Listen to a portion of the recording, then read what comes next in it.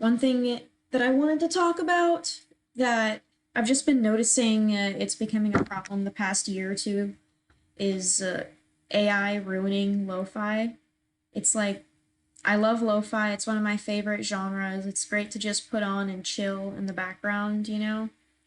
And it used to be back before AI was a big thing.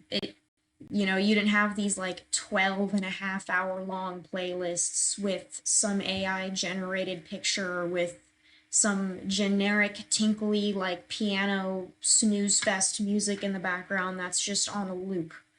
It used to be interesting playlists with different artists all combining their music together, and it used to be this really cool thing to get to see and to get to experience, and not so much anymore. Can't say not at all anymore because those lo-fi artists still exist. It's actually the article I have pulled up on the screen right now.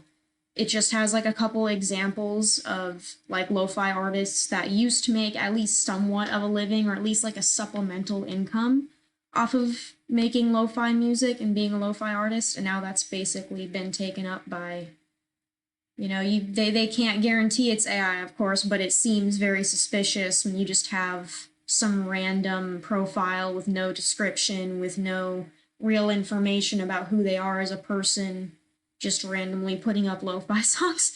Like, and so it's the fact that it has real consequences. It's not just, oh, YouTube and Spotify is filled up with AI lo-fi. Like, it's not fun for us as the listeners because now I have to try to filter through all the garbage and try to make sure I'm not listening to AI slop, which they always try to like find ways to make it not seem like it's AI. I swear. Even some channels that didn't used to use AI now, I've noticed like some of the songs seem suspicious. Like just very generic and very boring and not what I would expect a human to make, if that makes sense. So, I don't know. I find that very disappointing on my part for me, and I also find it very disappointing for the lo-fi artists because again, something that used to be like a supplemental income to them, now it's no longer possible.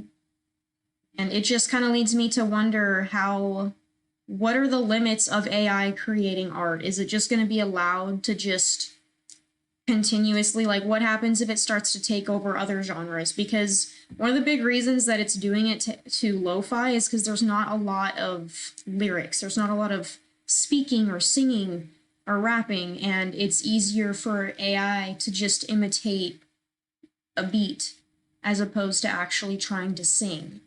And so it just kind of makes me wonder, like, what happens when AI gets more advanced and it can sing kind of convincingly? Is there going to be a line? Is there going to be like a day where maybe record labels decide, hey, we don't want AI? I don't know. It's just, or here's another thing, or are they going to welcome that? And are real artists going to get pushed to the side while AI artists, get taken up by record labels and end up taking up top 10 spots? Like, it's kind of scary and interesting to think about the future of music when it comes to AI. Because if lo-fi is is an example, if you can use it as an example of maybe what's to come for music, it's not good. Definitely not good. So I guess that's kind of the main thing that I had to say about that. I actually have just like a very brief list of like a few lo-fi channels that I like to listen to on YouTube that I've tried to verify, at least for the most part. I'm pretty certain they don't use AI.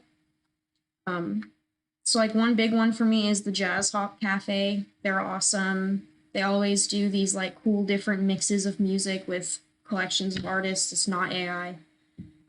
Fear Dog is another really good one. That's like a really OG lo-fi artist that's been around for a long time. Chill Hop Music.